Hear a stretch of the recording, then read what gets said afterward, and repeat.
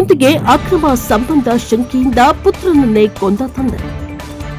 ತನ್ನ 20 ವರ್ಷದ ಮಗನಿಗೆ ತಾಯಿಯೊಂದಿಗೆ ಅಕ್ರಮ ಸಂಬಂಧವಿದೆ ಎಂಬ ಅನುಮಾನದ ಮೇಲೆ ಆತನನ್ನ ಕೊಂದ ಆರೋಪದ ಮೇಲೆ ವ್ಯಕ್ತಿಯೊಬ್ಬನನ್ನ ಭಾನುವಾರ ಇಲ್ಲಿ ಬಂಧಿಸಲಾಗಿದೆ ಎಂದು ಪೊಲೀಸರು ತಿಳಿಸಿದ್ದಾರೆ.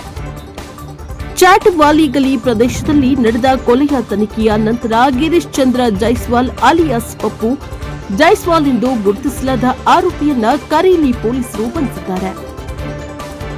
ಆತಸೂರ್ಯ ಸಹಾಯಕ ಪೊಲೀಸ್ ಆಯುಕ್ತ ನಿಖಿತಾ ಶ್ರೀವಾತ್ಸವ ಅವರು ಶನಿವಾರ ಈ ಘಟನೆ ನಡೆದಿದ್ದು, ಆರೋಪಿಯು ತನ್ನ ಮಗ ಪ್ರಿಯಾಂಶು ಜೈಸ್ವಾಲ್ ಅವರ ತಲೆಗೆ ಭಾರವಾದ ವಸ್ತುವಿನಿಂದ ಹೊಡೆದು ಸಾವನ್ನಪ್ಪಿದ್ದಾನೆ ಎಂದು ಹೇಳಿದ್ದಾರೆ.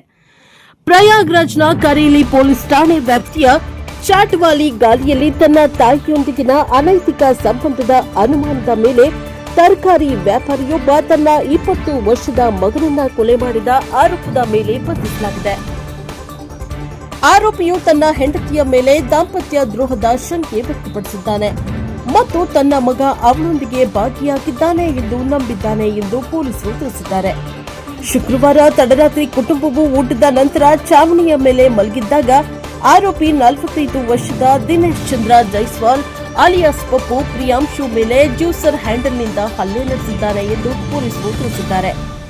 ಕಿರುಚಾಟದಿಂದ ಎಚ್ಚರಗೊಂಡ ಪ್ರಿಯಾಂಶು ಅವರ ತಾಯಿ ಮತ್ತು ಇಬ್ಬರು ತಮ್ಮಂದಿರು ಕೆಳಗಡೆ ಧಾವಿಸಲು ರಕ್ತದ ಮಡುವಿನಲ್ಲಿ ಬಿದ್ದಿದ್ದನ್ನ ಕಂಡುಕೊಂಡರು. ಆರೋಪಿ ರಕ್ತಸಿಕ್ತ ವಸ್ತುವನ್ನ ಹಿಡಿದುಕೊಂಡು ಹತ್ತಿರದಲ್ಲಿ ನಿಂತಿದ್ದ.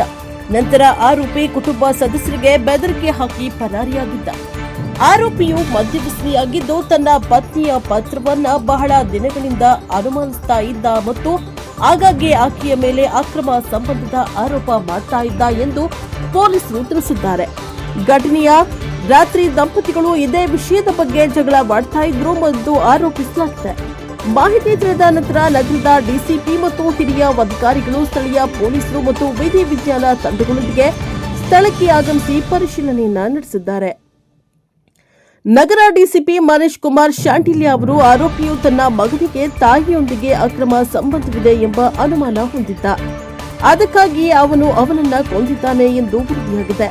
ಲಿಖಿತ ದೂರಿನ ಮೇರೆಗೆ ಎಫ್ಐಆರ್ ದಾಖಲಿಸಲಾಗಿದೆ ಮತ್ತು ಮುಂದಿನ ಕಾನೂನು ಕ್ರಮ ಕೈಗೊಳ್ಳಲಾಗುತ್ತಿದೆ ಎಂದು ಹೇಳಿದರು.